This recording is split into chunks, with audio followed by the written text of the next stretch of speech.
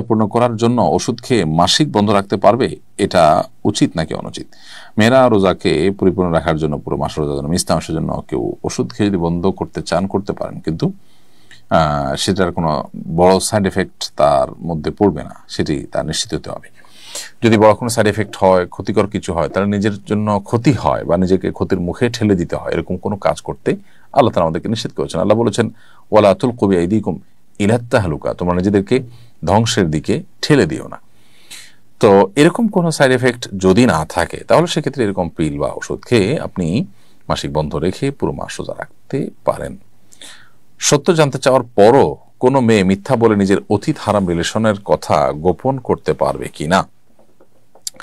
দেখুন, যদি এমন হয় যে এখানে এই সত্য বলার কারণে আপনি বড় ধরনের ক্ষতির মুখোমুখি হবেন এবং আপনার স্বামী আপনাকে বারবার জিজ্ঞেস করা সত্ত্বেও যদি আপনি সত্য উচ্চারণ করেন, তাহলে সেক্ষেত্রে আপনার ভয়াবহ বিপদ আপনার উপর নেমে আসবে। তাহলে আপনি নিজেকে রক্ষা করবার প্রয়োজনে আপনি কৌশলে সরাসরি মিথ্যা না বলে একটু ঘুরিয়ে পেঁচিয়ে আপনি এড়িয়ে যেতে পারেন।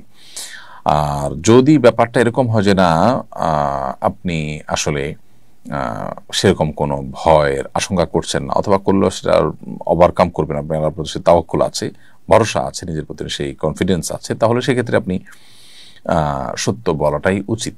কারণ মিথ্যা এটা খুব জঘন্য অপরাধ।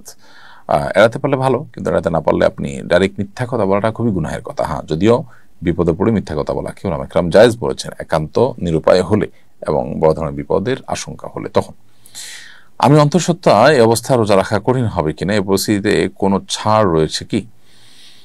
প্রিয় বোন, আল্লাহ তাআলা আপনাকে পরিপূর্ণ শিফা দান করুন, আমরা দোয়া করি, এবং আপনার এই গর্ভখালাসের কাজটিকে আল্লাহ তাআলা সহজ থেকে সহজতর করে দিন।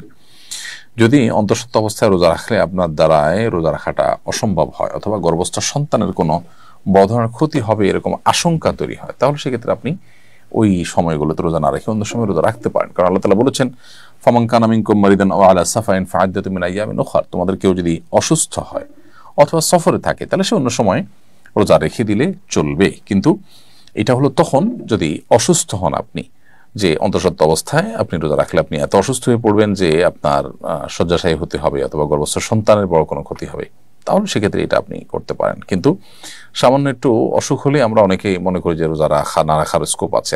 আমার অন্তঃসত্ত্বা অবস্থায় বহু নারীরা রোজা রাখেন, আলহামদুলিল্লাহ, কই তাদের কোনো অসুবিধা হচ্ছে না। ওইরকম কোনো বিশেষ সুনির্দিষ্ট করে বড় রোগ বালাইয়ের কারণে অসুবিধার আশঙ্কা যদি না থাকে, তাহলে সেক্ষেত্রে অন্তঃসত্ত্বা অবস্থাতেও রোজা রাখার চেষ্টা করতে হবে।